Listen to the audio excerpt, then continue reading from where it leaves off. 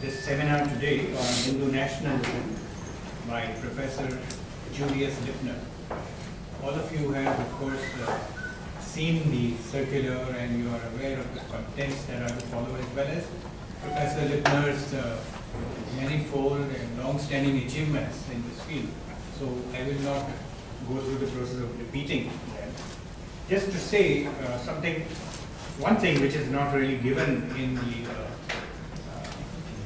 short bio of the speaker, and that is that Professor Lipner is here as a guest of RSIS on its invitation for a week, right? As a senior distinguished lecturer of the Studies in Interreligious Relations in Plural Societies program. This is a very young program and has already made its mark through a number of initiatives, and I think Professor Lipner's seminar will constitute a major, I think, addition to the programs that have already been introduced here. Incidentally, he will also be speaking at the Hindu Endowment Board tomorrow between 7:30 and 9:30 p.m. So I'm sure that if any of you are interested in following up, you will be welcome to attend that as well. So, not to put too much time between you and him, let me now request Professor Lipner to speak on Hindu nationalism, realities, challenges, and impact on inter-religious relations. Professor Lipner. Thank you. I'll speak from here.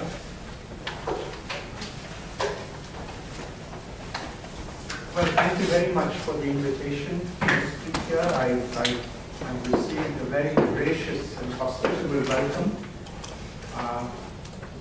My wife and I, we arrived a couple of days ago.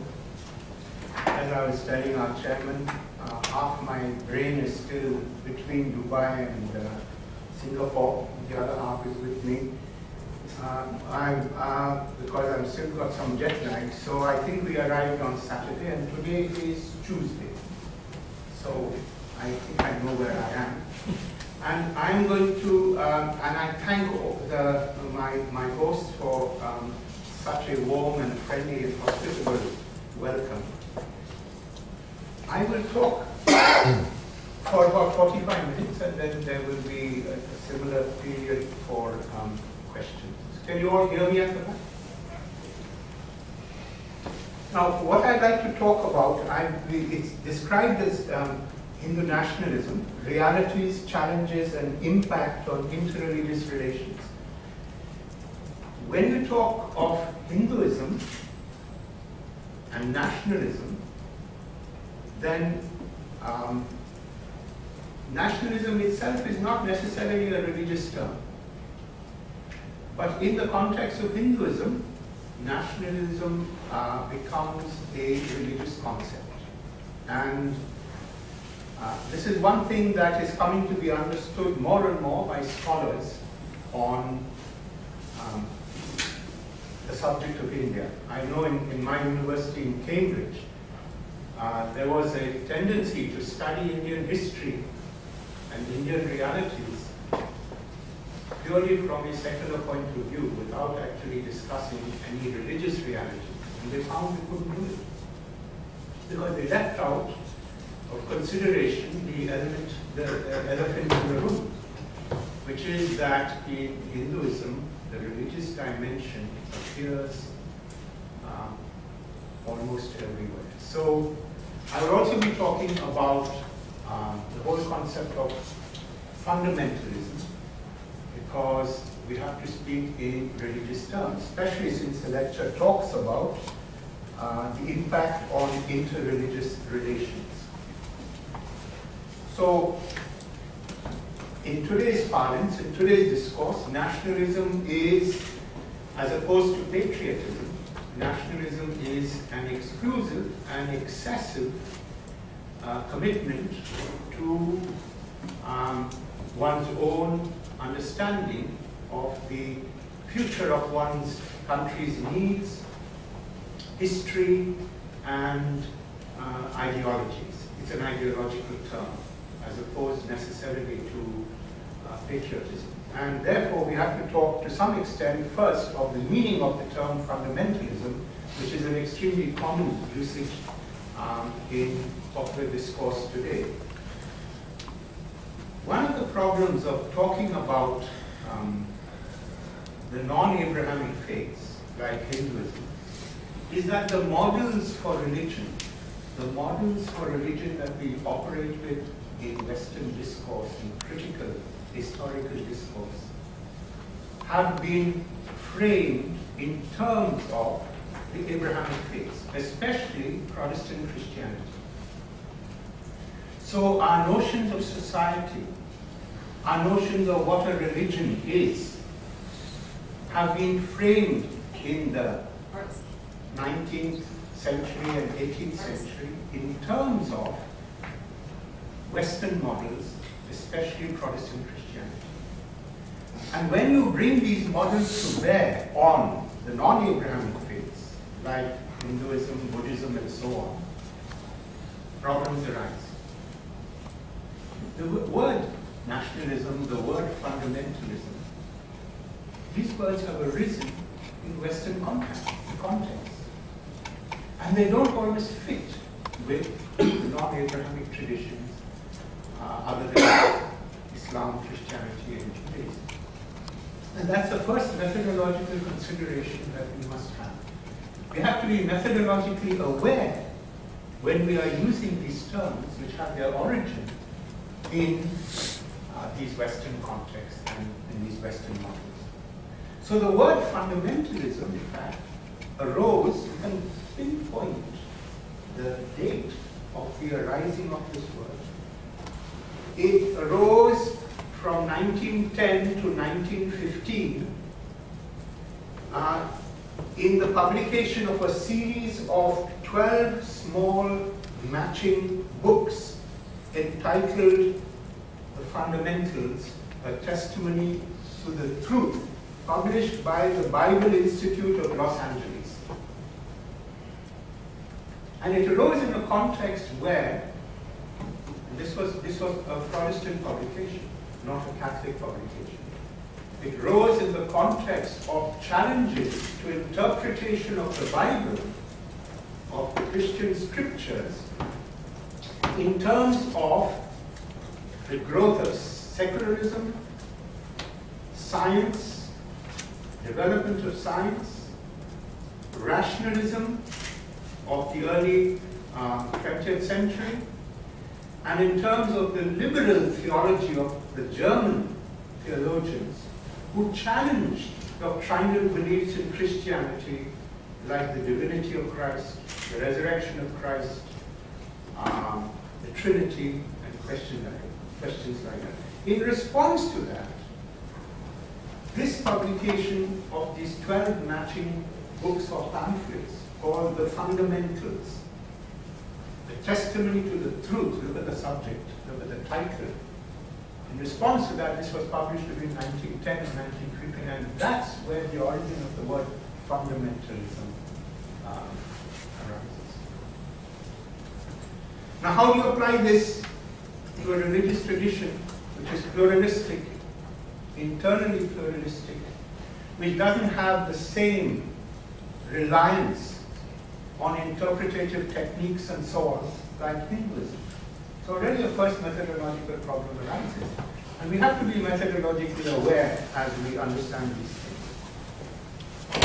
So by fundamentalism, I refer to an approach undergirding a way of life based on the ideological reading of a source text which affirms that only one understanding of that text is viable or true, irrespective of any other factors of interpretation that may be brought to bear, such as reason, tradition, scientific and other empirical discoveries of one sort or other, the wisdom of other faiths and philosophies, and so on. So only one ideological reading of a text is viable or true, and that is a fundamentalist reading of that text. And you will see how it has political repercussions later on in my lecture in terms of Hindu understandings of nationalism in the modern era. Not only that, but such an approach is implemented in an adversarial manner. So you say that there is only one reading of a text, and it is an exclusivist reading. Either you are with us or against us. So it is an adversarial reading also of the text. This is a closed form of interpretation, insofar as this interpretation is not allowed, in theory at least, to undergo any kind of change that deviates substantially from the perceived understanding of the fundamentals of the text concerned. Any change of understanding is regarded as secondary or marginal.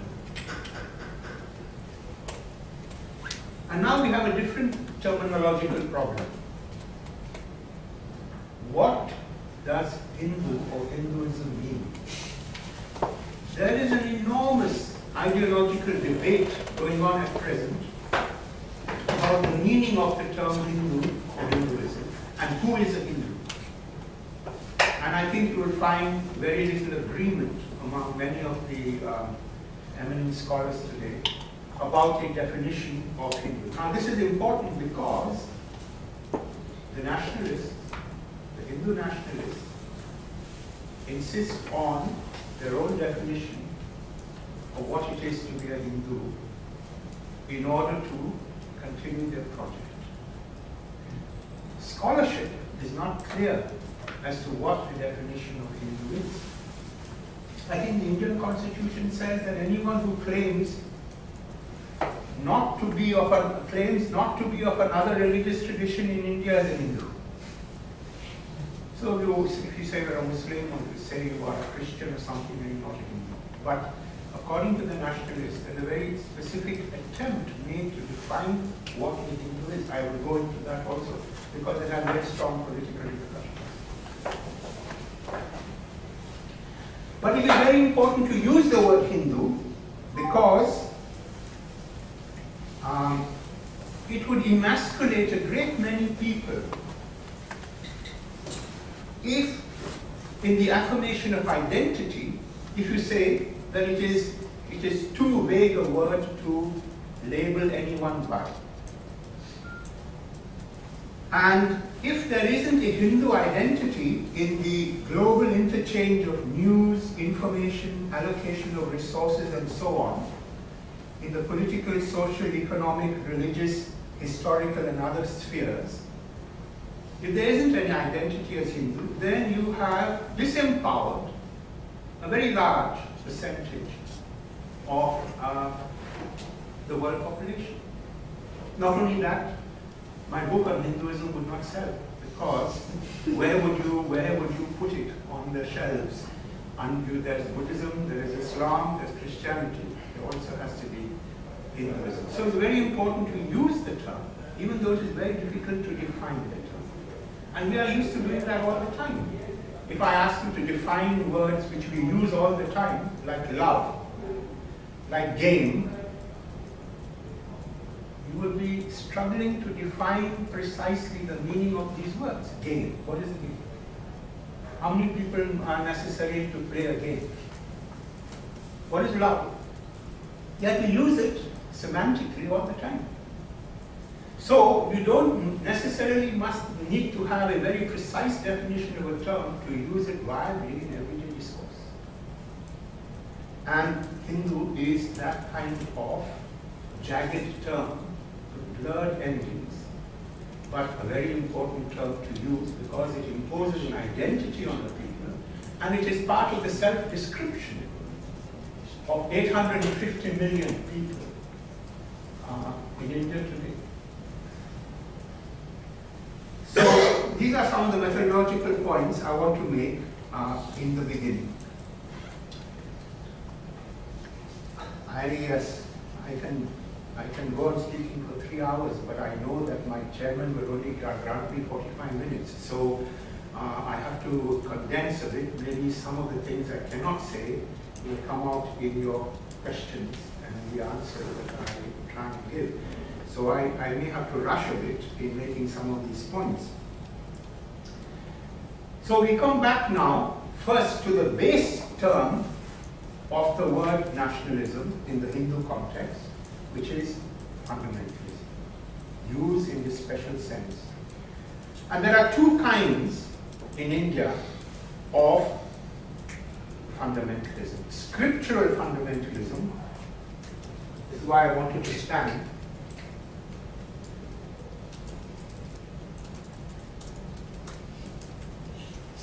and political.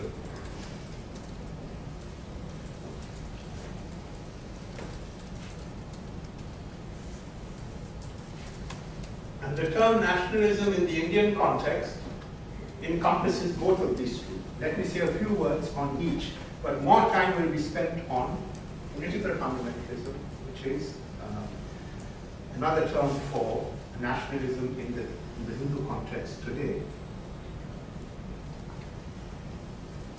We can start by noting that the term fundamentalism is a modern phenomenon. It's a modern word. I'm using the word modern in a technical sense. I don't mean just up to date. I mean in the sense that is opposed to postmodernism. We use that word. So it's a modern term. And by that I mean that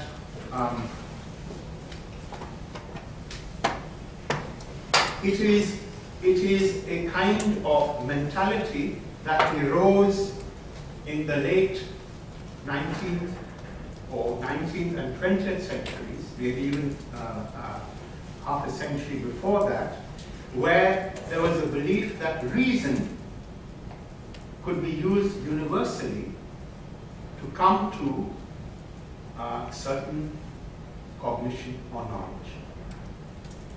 And reason and the historical critical method could actually get us to conclusions which yielded or generated truth, as opposed to the faith responses and the truth that was supposed to depend on them. So truth was really the preserve of reason and not the preserve of belief in a scriptural tradition. And modernity challenged, therefore, the so-called truths of Scripture, which could not be justified by this so-called universal reason and evidence-based facts such as provided by science.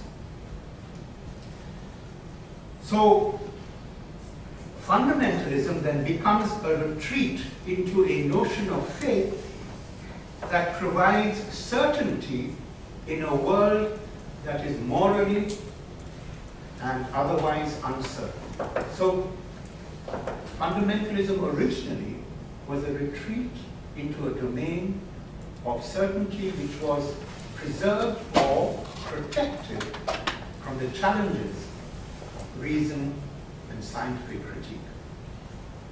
And indeed, from the moral uncertainties that religion used to was an affirmation of the moral certainties that religion used to provide. This mentality springs from a desire for a firm rock in a sea of otherwise constant change, for truths unchanging in the face of so-called progress, with its seemingly endless confusion and dilution of moral standards. The fundamentalists wanted certainty, moral certainty, and religious certainty in a changing, constantly changing world. And I think most people can sympathize with that desire, that need, if not by the solution that they offer. So fundamentalism of all kinds generates a distinctive mindset that seeks to avoid insecurity and uncertainty in circumstances of uncontrollable change of one sort or other. And the uncontrollable change in terms of which we live in the modern world is brought about by rapidly globalizing innovations in technology, such factors as the irreversible march of rationalist, secularist ways of thinking, capitalist industrialized economies, and democratic polities. If this is a definition of our modern world, and if fundamentalism is a reaction to this, then fundamentalism is a modern category in this technical sense. Now, we create our own kinds of modernity. So far, the model for modernity has generally been a Western model. But if you look at India in the colonial era, the modernity that we will talk about later on, which I will come to when we are talking about political fundamentalism, was its creation specific to Indian circumstances. And so there is not one notion of modernity either.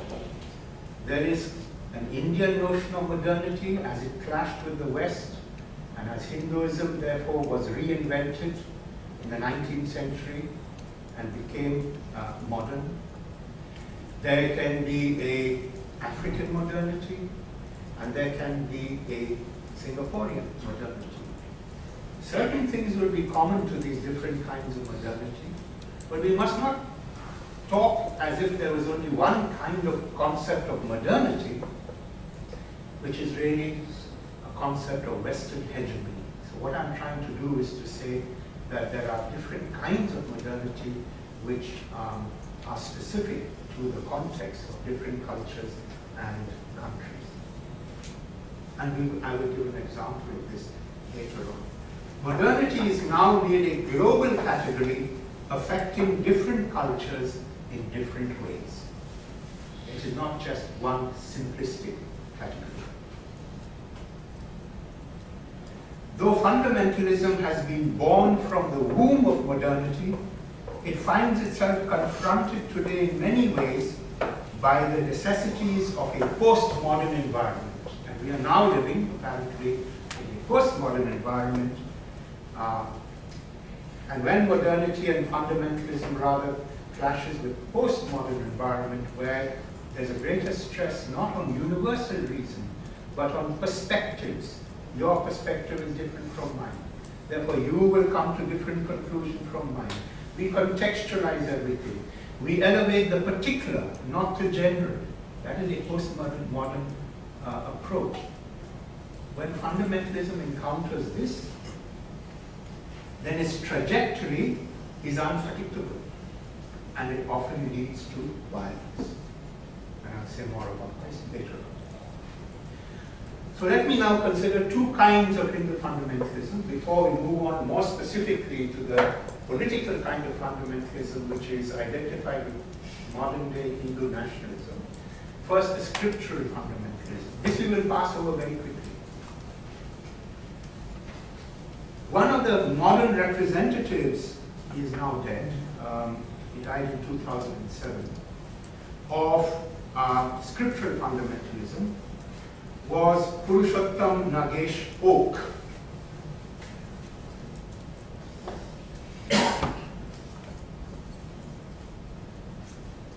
Nagesh Oak. That's how he spells his name. He's an Indian. And he claimed in his writings, among other things, that both, for example, Christianity and Islam came from different kinds of Hindu belief. That the Vatican was originally a Hindu institution. That the Taj Mahal began its existence. The Taj Mahal is a fantastic Mughal sculpture, as you all know, you have seen it.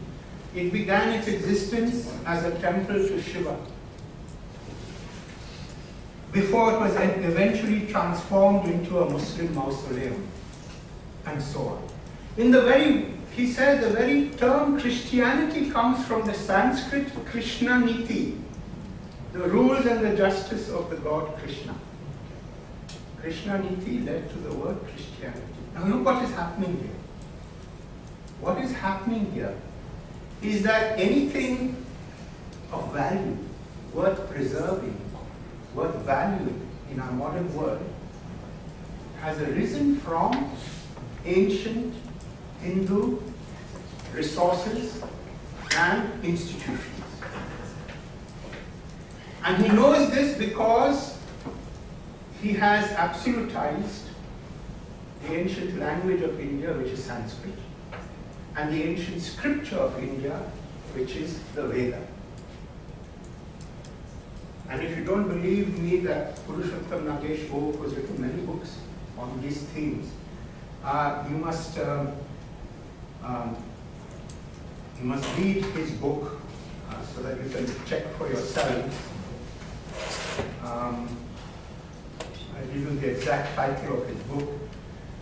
P.N. Oak, Taj Mahal, The True Story, The Tale of a Temple Vandalized. Published by A. Ghosh in Houston in 1969, 4th edition. So it's quite a lot of publication. So what was going on is that by reading the ancient Hindu scriptures called the Veda, which means knowledge, which are the Hindu scriptures, you can interpret them in such a way that all these creations of so-called alternative or other religions, like the Vatican, like the Taj Mahal and so on, were first Hindu institutions, which were then taken over and changed and adapted by these other faiths. So everything stems, everything that people find valuable stems from Hindu Vedic origin. This is an example of modern scriptural Hindu fundamentalism. It claims that the ancient Hindu canonical Sanskrit scriptures, the Vedas, are a guide for our reading of various historical data, texts, artifacts, in such a way that only one interpretation of these data is acceptable, their Vedic origin. This is why they're fundamentalists.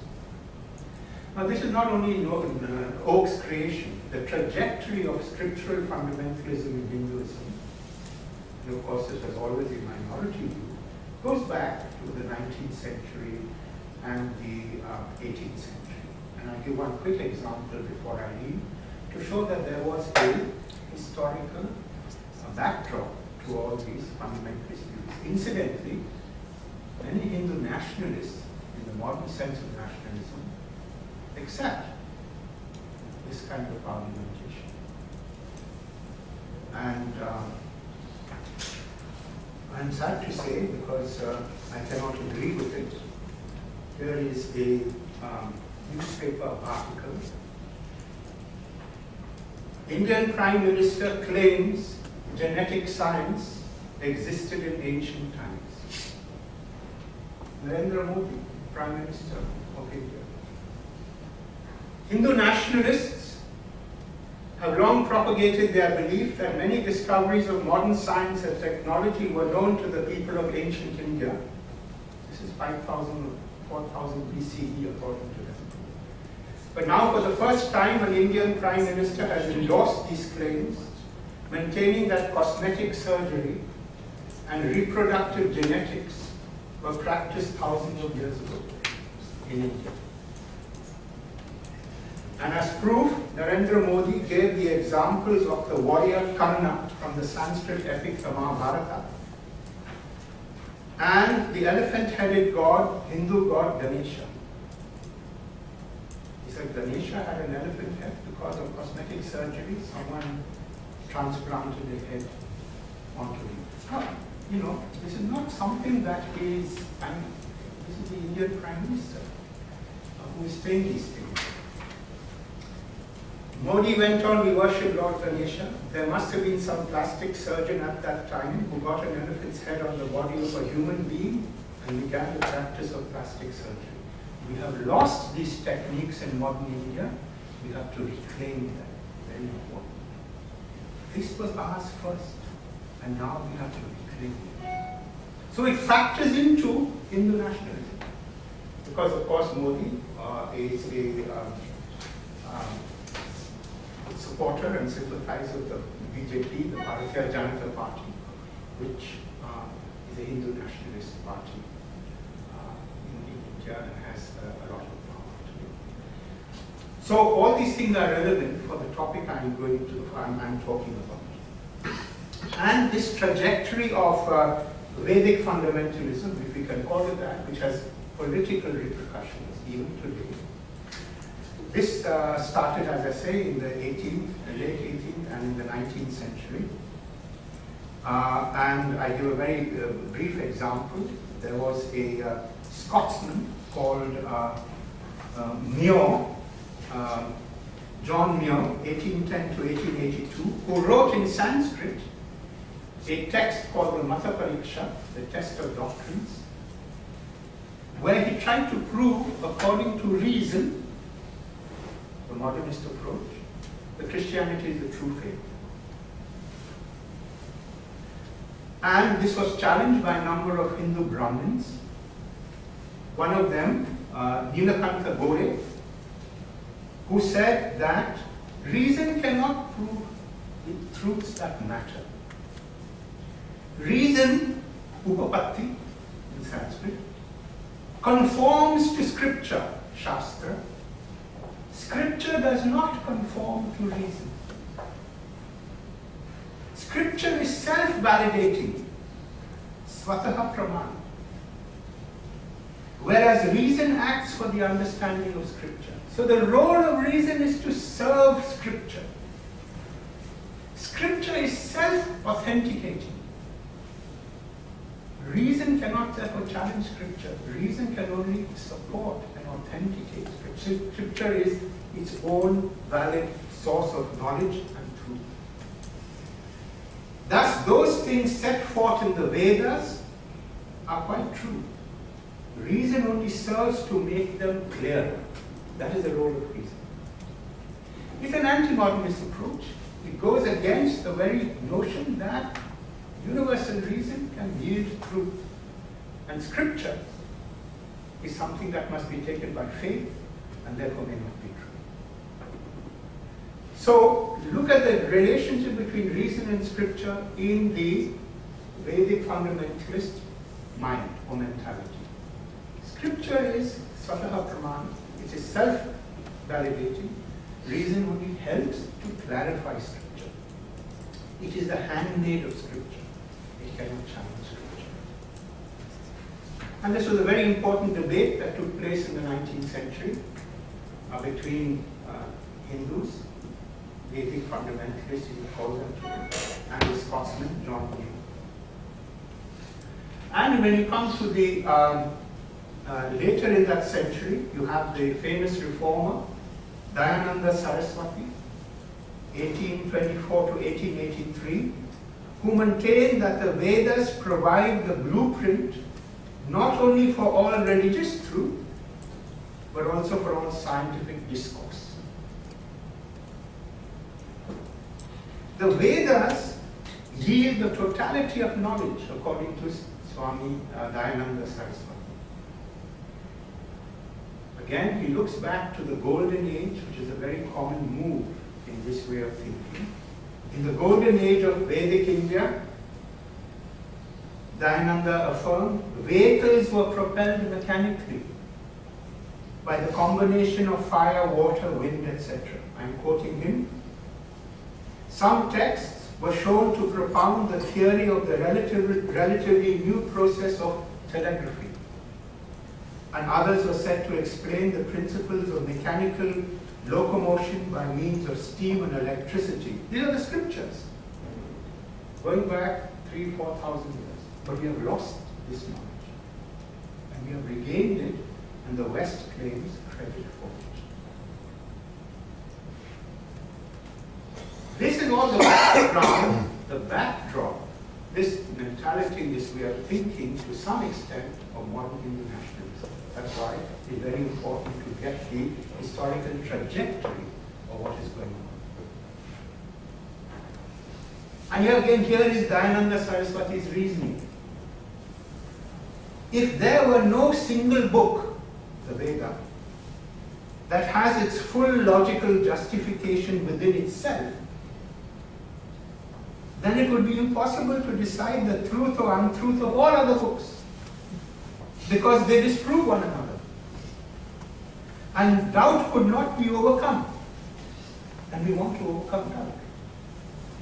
The Veda, being the wisdom of God, this is his own words, is swataha pramana, self-validating, self-justifying, and therefore the touchstone of all truth. You need to have one book which is self-justificatory, which does not rely on another book and so on to arrive at certainty and truth. Which book is that? All the other books disagree with each other. That book is the Veda. And therefore it is the repository and the source of all truth. Even scientific, not only religious truth. So he has collapsed scientific truth and religious truth. It's a very important point to read. And this way of thinking. Now, rushing over some points, I now come to political fundamentalism, which is the modern expression of Hindu nationalism. In scriptural fundamentalism, which I've been talking about so far, the political goal is not very clear. Though I told you that many politicians accept scriptural fundamentalism. For example, the Prime Minister of India. Okay? You can't have a more clear politician than that. But now we come to explicitly political fundamentalism, which is another way of describing Hindu nationalism. And you will see the repercussions it has for interreligious relationships and so on. Political Hindu fundamentalism, unlike scriptural Hindu fundamentalism, though it also has religious content and implications, has been a political beast right from the beginning of its creation. Now, we have many different splinter groups and so on of political Hindu nationalism in India today. And you have the RSIS, the Bajrang Dal, the BHP, and so on and so forth. We don't have much time for me to go into all of that. So what I want to do is to give you the basic thinking and the basic criteria and the basic historical background of Hindu nationalism in its modern expression, which you will find adapted and modified in all forms of the splinter political movements in India today. So that's what I want to concentrate in the next 10 minutes of my talk before we have a discussion. So here I wish to do no more than give an idea of the modern origins and of what I regard as its chief characteristics, without going into the ramifications of its contemporary developments and personalities.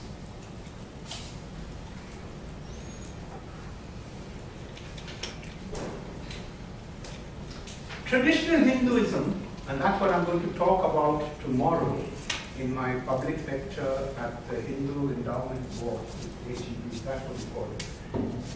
Traditional Hinduism, in all its diversity and plurality, is essentially, fundamentally, a decentralizing strategy. I will try and explain that. I'll give you one example now, whilst I'm rushing. If my chairman gives me 5 extra minutes. I always find that when I give lectures, I have to plead with the chairman for an extra 5 minutes here, extra 2 minutes there, extra 3 minutes there. But he looks a kind man, so I have every hope that I will be able to have that extra 5 minutes. Hinduism has many gods, yes? Yes and no. You go and look at Hindu temple and you have so many different images, murtis, pratimas, vigrahas. Lakshmi here, Saraswati there, Vishnu, Shiva. Shiva has different forms, Nataraja, Linga. Vishnu has different forms and so on. Is this polytheism? No. And I have written quite extensively in my 40-year career to try and indicate that this is not polytheism, and by polytheism we mean there are many gods opposed to each other. If you look at the theological text What individual Hindus say or do is not my responsibility. What individual Muslims say and do is not my responsibility. They can say anything. It is what their prime texts and theologians say, that is Muslim belief or Christian belief or Hindu belief, that I am looking into. The individual worshipper may deviate from those texts and believe whatever he or she wishes. We cannot control that. But that is not a representation of what the faith says. A representation of what the faith says is what the accredited theologians of that religious tradition say that the faith says. Then the individual can accept it or not and make up his own faith or her own faith. So if you look at the Hindu theological text, the great theologians, they will say that there is only one transcendent principle. Call it Ishvara, call it Brahma, call it whatever name. This one transcendent principle is anirvachaniya. It is unspeakable. You cannot understand it. It is infinite. How can a poor finite mind understand that? But because this supreme principle wishes to be accessed by us and graciously bow down to us and make contact with us, it needs to become, in some sense, particularized, so that it can make contact with us finite individuals. And so Vishnu can come down in a numerous array of forms.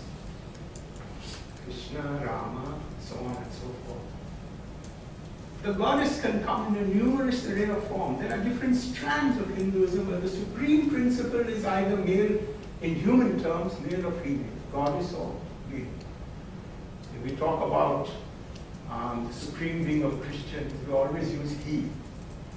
God is he. Islam, he. Hinduism, some strand will say he, some will say she. But they will all say the supreme principle manifests in different forms for different purposes and contexts. The one principle becomes many. This is monotheism, but it is not monotheism in the way of the Abrahamic faith. This is polymorphic monotheism. One God manifesting in lots of different forms for the particular access of individuals. Now, this is a decentralizing strategy. It is not centralized. It's by decentralizing methodologically this one supreme being into many different forms and so on, you can actually cope with it. It is a strategic way of looking at the world, of looking at the deity. That is traditional Hinduism. Fundamentalism in any religion is essentially a centralizing strategy, not a decentralizing strategy. The fundamentalists want to centralize. There is one authority, there is one text, there is one way of looking at it, there is one true ideology.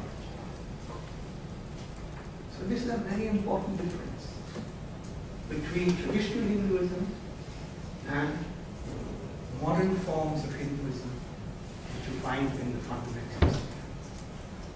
Decentralizing the traditional, centralizing the modern. Now, how did the fundamentalists, the political fundamentalists, the nationalists, how did they arise historically? I need to say a few words about this. I'm glad to see that my watch has stopped, so I have to that 5 minutes. Rather go watch. Again, this was the creation of the Indian version of modernity. The Western scholars in the 19th century created a scenario where the people who formed Hinduism were called the Aryans. You've heard of the word Aryan, no? I mean, now it has become part of supremacist thinking. But Arya is a Sanskrit word, the traditional language of the Veda. Arya means the noble one, the hospitable one. And the Western scholars of the 19th century said that there were a people called the Aryans who brought the Vedas with them seeing Muhammad the map is important, who brought the Vedas with them from the northwest. These Aryan people spoke Sanskrit. Sanskrit, Aryan first of all, was a cultural term, it was not a racial term. You could be from different races as long as you spoke Sanskrit and followed the ways of the Vedic Sanskrit, the Sanskrit culture, you were Aryan, whatever your racial background. So the Western scholars said the Aryans came from the northwest, around about 1900 BCE, before the Common Era. We're not allowed to use the word BC in Cambridge anymore, before Christ, but it's just too, what is the word? Politically incorrect, exactly. BCE. So, before the Common Era, the Vedic Aryans came into the northwest and established a civilization here, which was the Vedic civilization, and that was the foundation of the modern Hinduism. That was a Western contribution to the beginning of Hinduism and the beginning of the Vedic culture, which we see in many respects in India today, or claim to be in India today. The Hindu nationalists accepted this, the early nationalists. Now there's a big ideological debate, but the early nationalists said, these great linguists and philologists of the West have said that we are descendants of the Vedic Aryans. We are as good as these varieties, as these English colonialists. Racially, we have the same kind of background.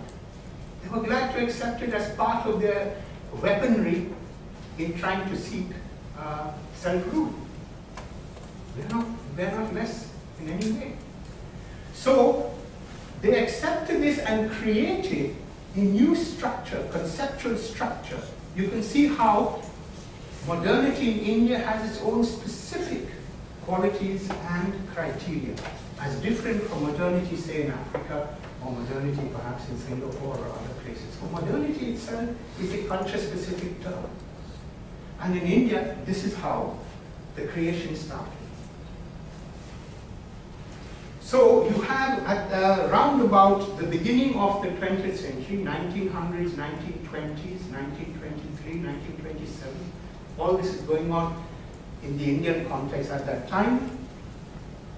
You have the appropriation by Indian intellectuals of the scenario that the Vedic Aryans came from the northwest, from outside, bringing with them the Veda, this wonderful text, and a new racial element and a cultural element in the subcontinent. Who was the religious other in this context?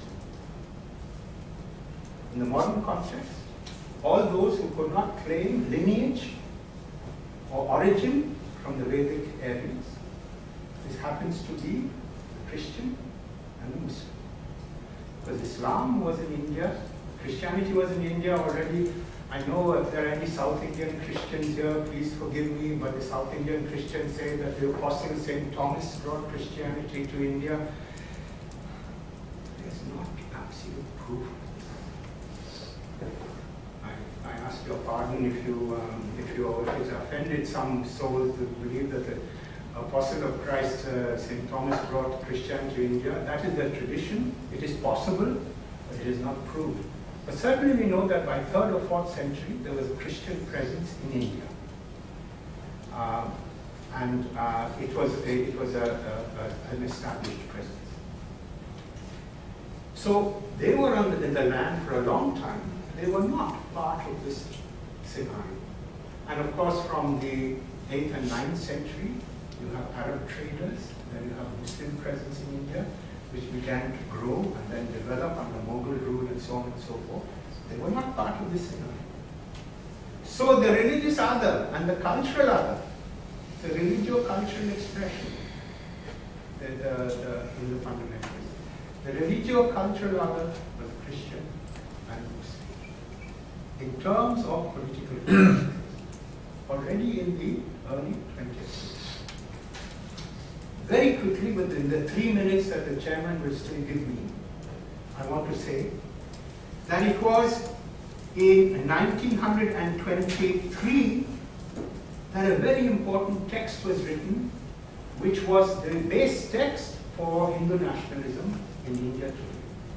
And the writer of that text was a gentleman called Savarkar.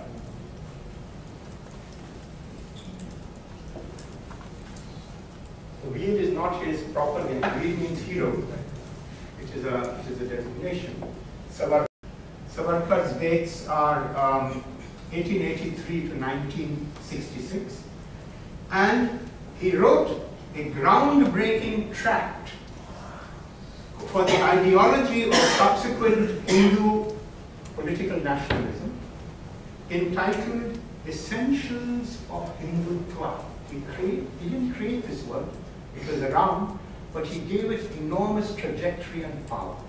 Essentials of Hindutva, which he published later, 5 years later, as, this is the important word you should know,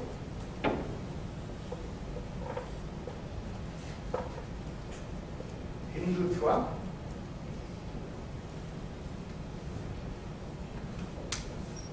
According to a rule of the famous grammarian Panini, the twa ending is an abstract ending in grammar. Hindutva, Hinduness. And his book was Hindutva, Who is a Hindu? There's the definition of Hinduism coming into force. Who is a Hindu?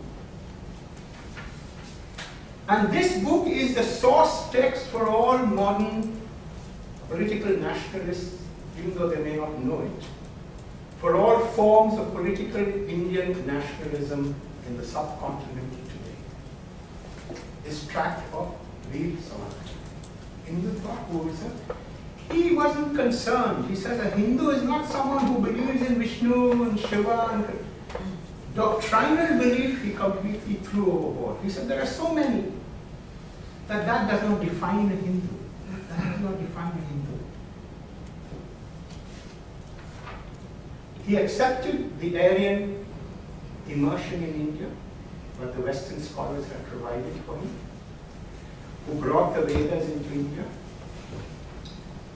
He accepted the racial lineage of the first Hindus, which were Aryans. He accepted all that, and he came up with this definition. A Hindu, to sum up the conclusions arrived at in this book, is he who looks upon the land that extends from the Indus to the seas, which seas? Not clear, as his fatherland. Normally Indians speak of motherland, Bharat Mata. They use the word fatherland. It's not an accident. Who inherits the blood of that race, whose first discernible source could be traced to the Vedic 7 rivers, and which on its onward march, assimilating much that was incorporated and ennobling much that was assimilated, has come to be known as the Hindu people. Who has inherited and claims as his own the culture of that race, as expressed chiefly in their common classical language Sanskrit, and represented by a common history, a common literature, art and architecture, law and jurisprudence, rites and rituals, ceremonies and sacraments, fairs and festivals. Whatever is common, not what is specific to the Vaishnava or to the Shaiva or to the goddess worship. What is common? And who above all addresses this land, which land? As his holy land, as the land of his prophets and seers, of his godmen and gurus, the land of piety and pilgrimage. These are the essentials of Hindutva, Hinduness. A common nation, Rashtra, a common race, Jati, and a common civilization, Sanskriti. Whoever can buy into this is Hindu. So it is geopolitical. I have to now go very quickly, will come out in questions. So the breaking up of this fatherland, modern Hindus will talk, modern nationalists will talk of motherland, Bharat Mata, Mother India, which is an organic entity. By breaking it up into Pakistan and Bangladesh and so on, you have broken up the mother. You have dismembered the mother, Mother India. They want Akhil Bharat, the whole thing restored to its original organic unity. They know it will never happen, but that is the idea. So geopolitical, cultural, modern term they will use is dharma, righteousness, and practice of righteousness, which they will then fill in the context, no cow killing. Muslims kill cow not for Eid. So it cannot be part of the Hindu self. And he uses the expression, it's part of the non-self, Muslims and Christians. Non-Hindu self. This is how the language he uses. It's all here, but I have no time. So it is moral. It's a moral. It's not religious in specific terms. It is moral. It is geopolitical. And it has a social dimension. It has a certain kind of society where women dress in a certain way. One of the Hindu nationalists, not the Prime Minister, when that terrible rape happened in December 2011 or 12, that woman was raped in the bus. He said this can only happen in India. It cannot happen in the word they use for India, Bharat. So if our land had followed these conventions, women would not be raped. The modern political identity, political state of India, which is not Bharat, according to this ideal, you can do these things, unfortunately. So it is a different way of perceiving and imagining the land. Now, a final point in the last minute that is left to me, which our chairman has hoped to give me, is this. Research has been done in the University of Cambridge, in the faculty in which I taught for 40 years, on the radicalization and on extremism among British Muslim youth. And this research project invented a term called integrative complexity. In other words, they discovered from empirical evidence that those who are radicalized and made extremists among British Muslim youth were not able to integrate the complexities of a situation. They oversimplified the situation.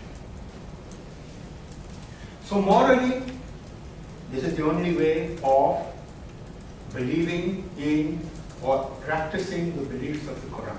Women will have to wear the parda, the hijab, and so on and so forth. If you do not, you are not a Muslim, according to the moral demands of the Sharia and so on and so forth. Anyone who doesn't do that automatically becomes a kafir and is an infidel, is not a Muslim. That's all. When these youth were asked to role play in a particular situation, so they gave them a scenario in which they were asked to take on the role of the objector to this kind of simplistic interpretation. They were forced to look for arguments against their own point of view because they were playing that role. This was an empirically verified test. And they began to reject these fundamentalist, simplistic beliefs because they realized there was more than one way of looking at something, more than one way of interpreting something, which was not fundamentalist in the sense that I meant. And through role play, which took several weeks, they retreated from their fundamentalist and extremist positions and realized that morality is a diverse and pluralistic concept. There are different interpretations. And when people are subjected to challenges and so on, they will have their own answers, and you must respect those answers. You must respect the space of the other. And that was a way of de-radicalizing through this enforced role play, which is saying this, that fundamentalism is a linear process. And we live in a very linear world. Look at the Olympics. Jumping the highest, running the fastest. A linear way of thinking. But the world in which we live every day and have our food and have our jobs and bring up our children is not linear. It is sinuous, it is curved, it is like spaghetti. We have to keep negotiating all the time with our children, with our spouses, with our colleagues, with our friends. It's not linear. And it's a world of constant management and negotiation. It is a curved world, sinuous world. And once we stop thinking in simplistic, linear ways, the fastest thing is the best, the quickest journey is the best, this plane is the biggest, it can take you there in the fastest possible time, etc., etc., etc. Once you say that that has its limitations, and that the real world in which we live is messy, it's a messy world with lots of messy edges, a world of negotiation, the fundamentalist approach automatically dissolves. So let us live in a spaghetti world and not in a very linear world. And then we'll be able to deal with each other as human beings in a linear way. I'll stop for now. There are many other things that could be said.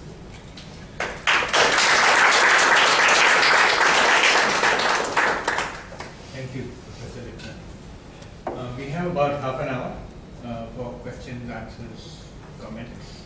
So please feel free to make your comments or raise your questions. I would appreciate if you could introduce yourself so that the speaker and the rest of us would know who is speaking. The floor is open. Yes, please. Thank you for a very illuminating talk. My name is Chandrasekhar. I grew up in India, lived abroad, Singapore recently. One way of looking at what you were talking about, the centralizing and the decentralizing tendencies, is to look at it from a technological viewpoint. There's a proprietary operating system and an open source operating system. That's been said so many times, and there is some validity to that. Second point is about the eating of beef. You mentioned the creation of the other. A similar thing has also happened in Europe. For example, you move from France into England, people don't eat the meat of the horse because that's traced back to the fact that the Romans came and Christianity came. Stopping the eating of horse meat was a way of becoming pure in a Christian way. My last point is this. There are good people, bad people, beautiful and ugly people all across the world. And particularly in India, with all its faults, is still a chaotic, liberal, yet functioning democracy of sorts, where there is rule of law, right to private property, and the rule of the constitution. It's possible for us who do not subscribe to the same fundamentalist viewpoint to ridicule them, to laugh at them, to abuse them, to take them to court for libel, or to throw them out of the next election. I think that sums up the unique situation in which India finds itself, precisely because the majority is a non-denominational, non-fundamentalist, open source Hindu population. Thank you, Professor Chandrasekhar, for that. I mean, like you, I grew up in India. I'm half Indian, so Savarkar would be pleased to know that the blood that flows in your veins also flows in my veins, if that is important. And I came to the West only to do a PhD, then stayed on. The usual story, but I need to go back every year to see family and friends and eat the food and breathe the wonderful air. I fully agree with you. So far, so good. I say that India is still a democracy. It's a creaking democracy, but a genuine democracy.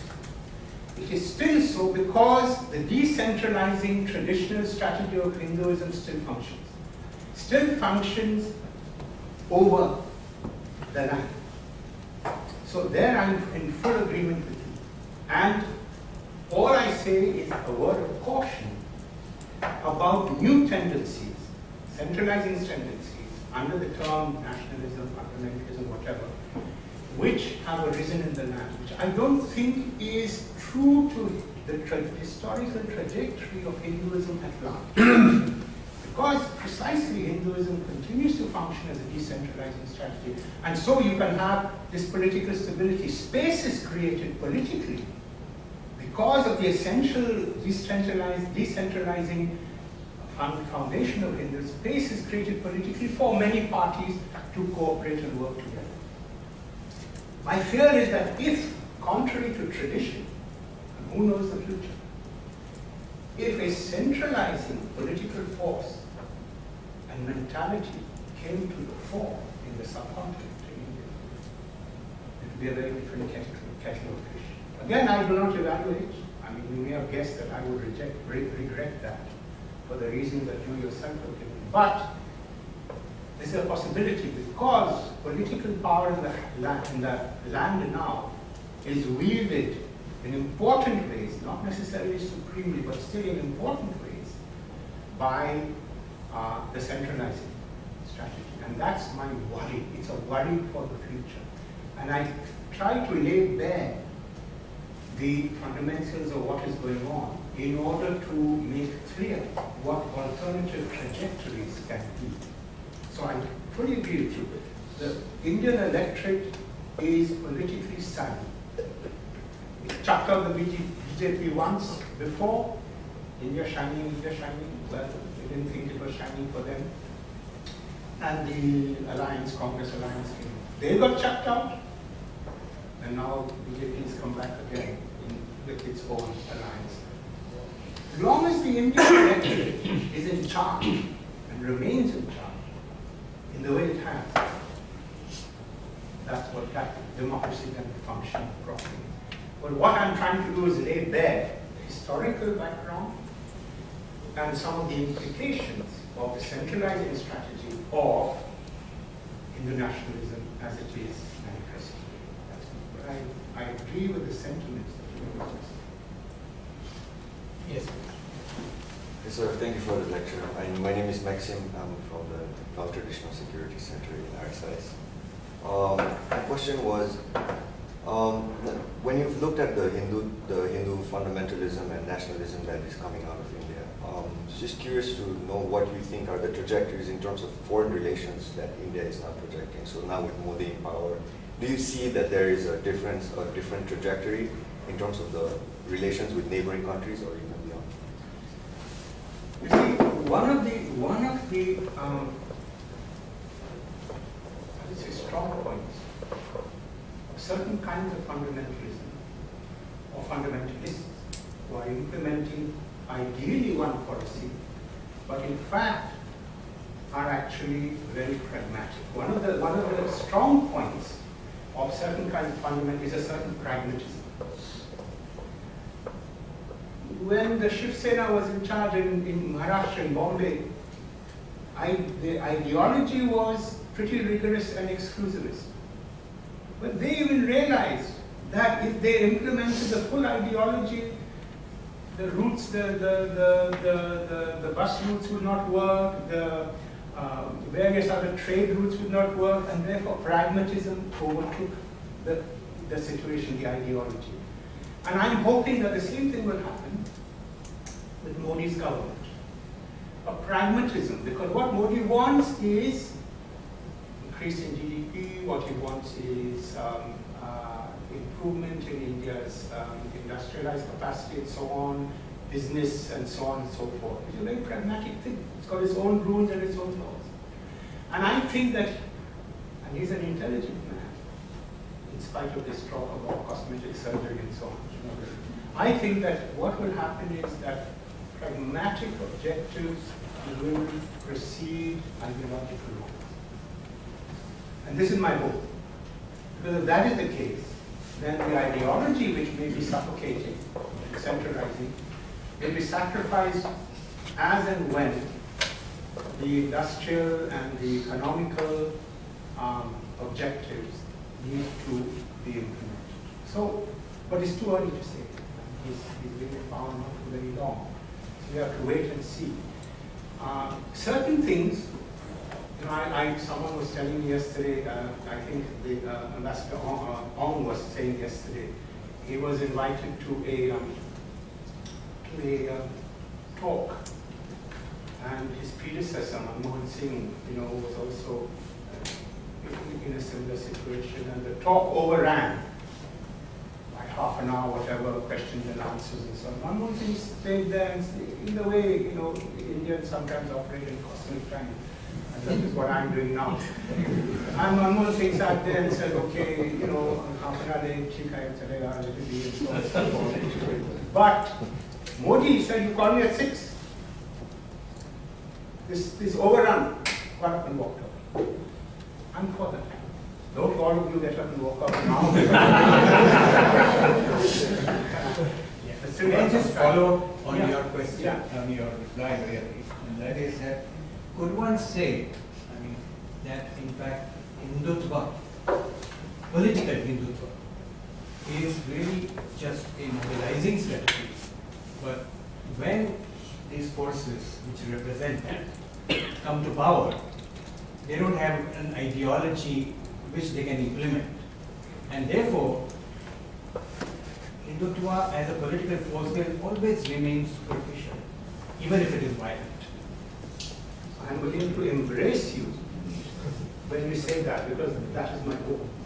Not that it will be violent, the less violence the better, but that it is superficial, that it cannot dislodge the centuries of the decentralizing strategy of traditional Hinduism, which I'll talk about tomorrow with more examples and so on and so forth.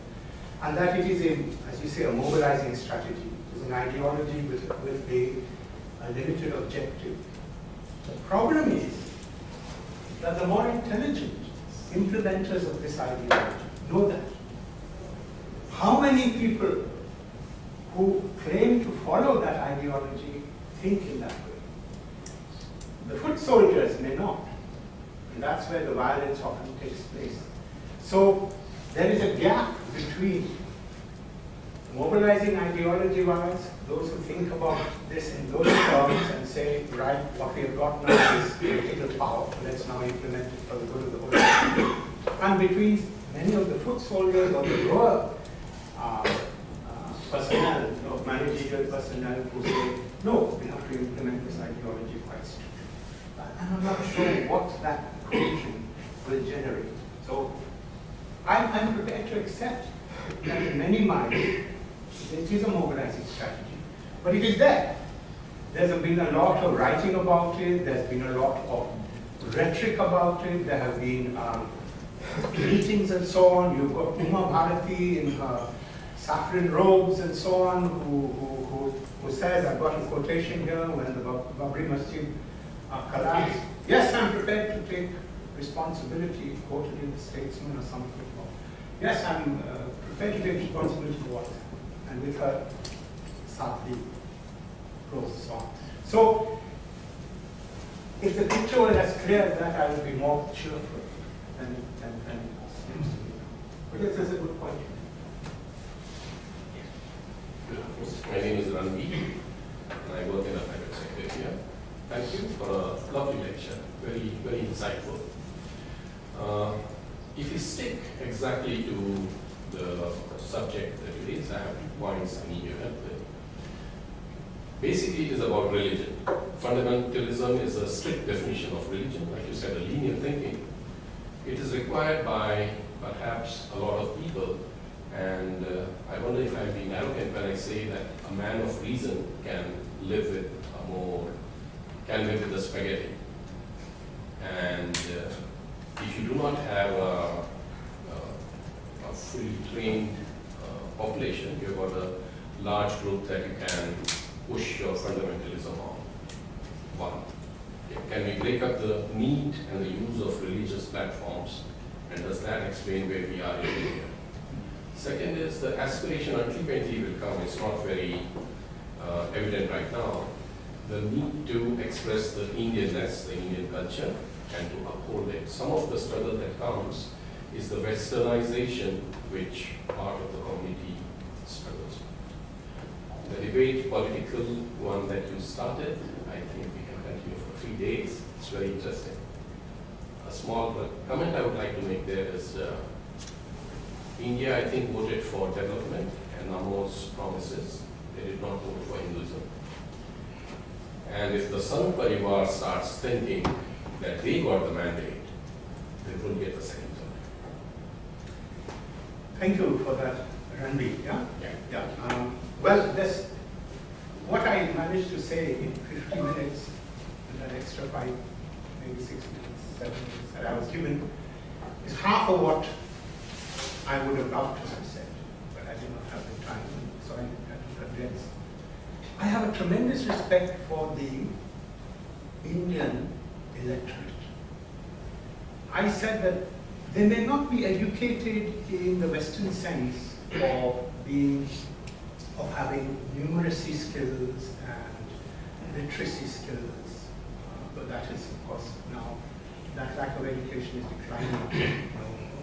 And state by state, or state by state, the army and the trade is not good. But still it is, as you say, they may not be educated in that sense, but they're politically very savvy. And Hinduism, the traditional forms of Hinduism, which is a decentralizing faith, and I can, tomorrow's lecture, I'll give more examples, is inherent in the majority of the Hindu population, is 80% of the population. They have not got, I think, the final figures of the 2011 census. We have to work with the 2001, the decennial census. And in 2001, about 80-point-something% were Hindus. One reason I've been told that they have not got the final figures of the 2011 census is because that was a watershed percentage in many people's mind. 80% Hindus, 13-14% Muslims, 3% Christians. The Hindu population is falling a little below 80%, and which is politically sensitive. So they are taking time to prepare people to reveal that. But even if it's 79 or 78%, it is by far the majority traditional people, and they have been brought up for centuries and centuries in a way of creating the furniture of their world, of their perspectives, which are basically decentralized. In terms of these alternative modes of thinking,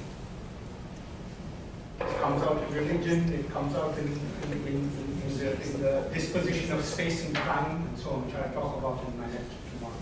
So, they have this way, this pluralistic way of looking, and that I think is better than any kind of education that you may give, because it is non-linear. So, whilst I'm all for educating the people, I'm all for preserving the traditional perspectives that have been derived from Hinduism, insofar as they create space, political space, and other kinds of space for different forms of thinking.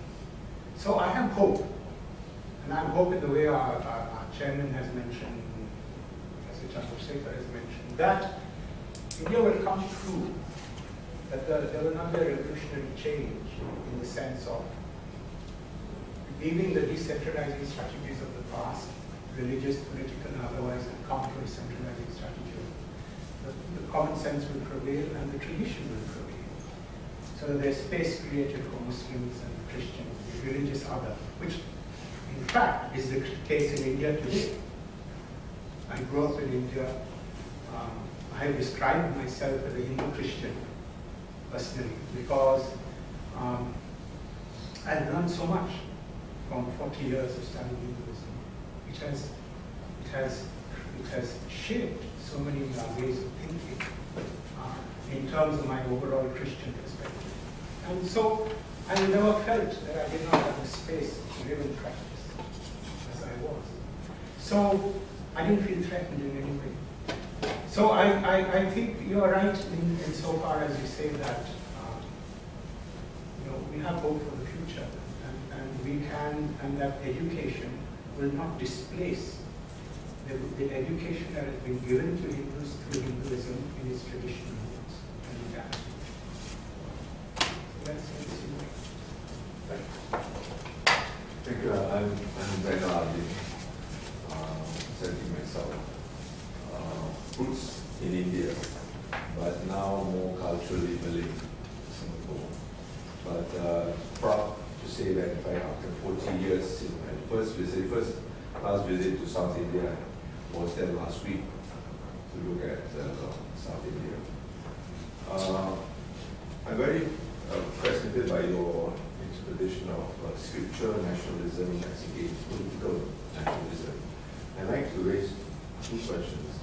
One is Modi related, Prime Minister Modi related. I suppose the issue and the topic which we are discussing today is a lot more urgent now because Mr. Modi is the Prime Minister of India. And we're with an India which we think will have a bigger role for Asia and for the rest of the world. There are people who are still hoping that Mr. Modi, having become Prime Minister of India, will be different as far as Hindu nationalism is concerned. Just like Mahathir was an ultra, but when he became Prime Minister, he moderated. But now he's gone back to some very ultra views.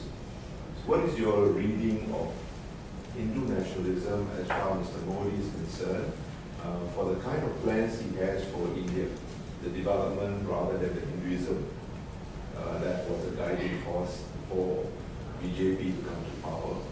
Are you optimistic, or do you think in fact it's very fundamental in him about Hindu fundamentalism and nationalism, yeah, as far as Mr. Modi is concerned?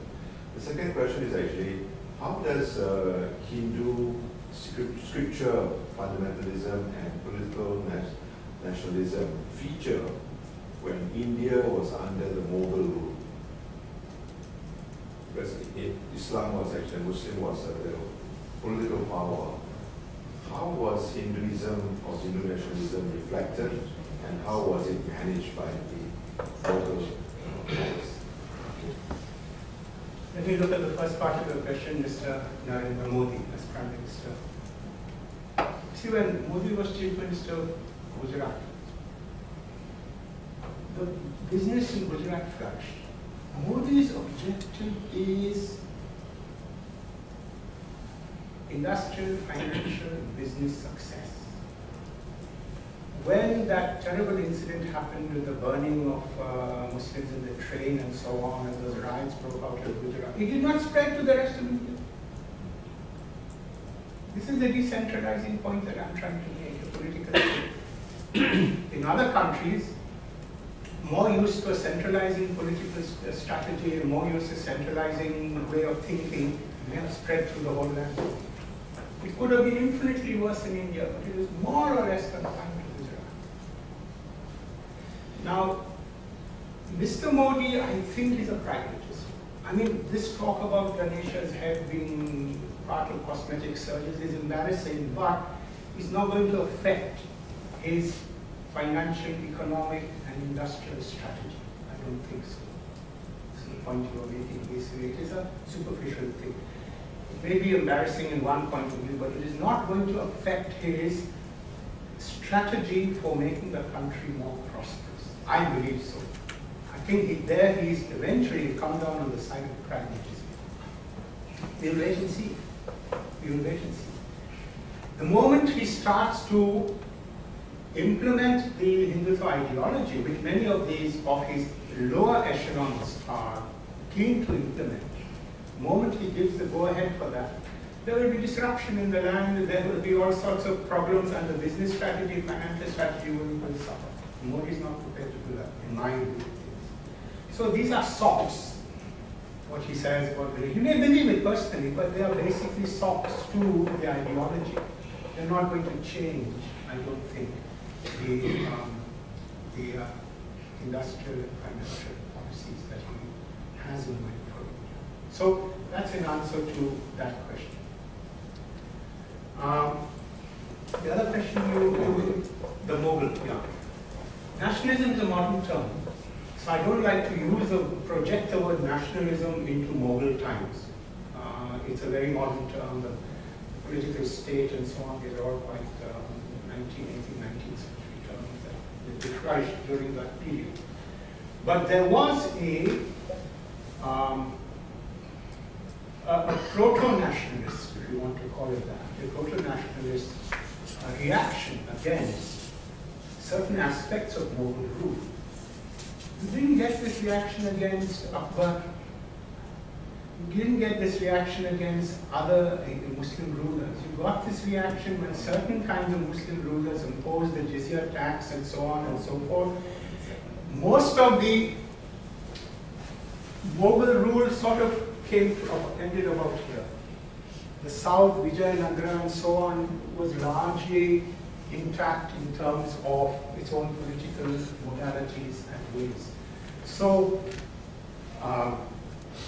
you had then Shivaji in Maharashtra fighting against, in terms of what was called a proto-nationalist and proto-independent movement. These things always happened, but they did not have that same sense of unity of the land that you will have in terms of the criteria of Hindutva ideology. Hindutva ideology had to be built step by step, brick by brick, in terms of these three criteria. The geopolitical criteria, you can only do this when you have one state, national state, as you have in modern terms, India. The geopolitical, the social, the society. You see, the Hindu nationalists reject caste. Right from Savarkar, Savarkar says what we share in common. Caste is the divisive factor.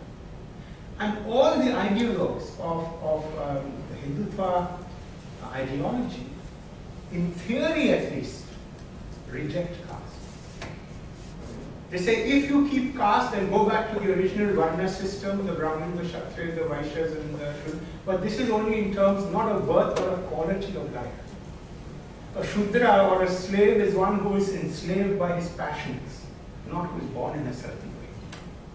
A Kshatriya warrior is one who is not born as a Kshatriya, but who is prepared to fight injustice. And a Brahmin, the priest, is one who is pure in his way of life, can even be a low-born person. So they all reject the divisiveness and sectarian dimensions of caste, all the way in theory. Because they need a certain sense of identity and unity of the land. And caste will not give that. So in that sense, it is different from the racial theories of the apartheid regime and so on. The folk, the pure race of the pure people, the white person. They're ready to take low caste and everyone, they'll do some shuddhi or some purification ceremony and say, look, you're a Hindu now. Hindu is a generic term for them. The specificities and particularities of caste and so on are jettisoned. So, I think that Shivaji did not have this, could not have this vision. It was a much more limited, particular, regional conflict. And that's why I say it was some kind of proto-nationalist. It's only in terms of modernity and a modern political state that you can have unified ideology. Excuse me. Thank you. Yes, please. Yes, we are out of time, so perhaps this would be a short. Just a last, I'm a seafarer basically. My name is Kumar, and spent some time in the Indian Navy as well. So I just want to know whether this fundamentalism, have your studies covered the aspect of fundamentalism being impacted, I mean the defense forces being impacted by the Hindu fundamentalist ideology. The what is impacted? The defense. The defense forces. That is a up to a point, yes. If you look at the names of the missiles that India has developed. They go back to the Vedas. Agni, the god of fire, Those are superficial. Superficial. But I'm saying it's it's giving a kind of message, but it is superficial. According to them, it will be very interesting if we have a discussion. We don't have time. The difference between this approach and the Gandhian approach. The Gandhian approach is, to put it very bluntly and very short, violence is a desperate measure. You may be able to use violence, but when you are desperate. Whereas in this ideology, violence is a ready recourse. It is not the last recourse. But pragmatism stops it from actually taking place. Now, if this factors into the defense thing, that's fine. But when you have this way of talking, and you say we are fundamentalists and they're not Gandhians and so on and so forth, your traditional enemy, Pakistan, you can afford then, because you have this quantity of goodwill, you can afford to make concessions, which your non-fundamentalist predecessors cannot make. I think I brought this point up because vis-a-vis the Pakistanis. The Pakistan, you find that the military, to a degree, there has been some radicalization. Maybe it is in that context that I was asking whether your studies cover. But you see, I'm not a strategist, a defense strategist, whatever, but I can tell you this, that from experience, democracy has worked in India for the last 70 odd years. And the army has not taken over and ruled the land. It has been the political cadre that has ruled the land, not the defense forces are at the service of the political economy and the political leaders of the land. They have not taken over, which I think is a very hopeful sign. So that the defense forces still know their role in a democratic constitution. Let us hope that continues. They may be called in to stop riots and so on and so forth. It is a vast land with many, many billions of people. But they are not in a position that challenges the political element for rule. We don't find that in the surrounding nations. So that is very hopeful. I think it's good for democracy. Once Indira Gandhi, the former Prime Minister, visited England, and there were some riots. And one young BBC reporter pushed a mic in her face and said, "What is happening to the minorities, religious minorities of your country? Look at this."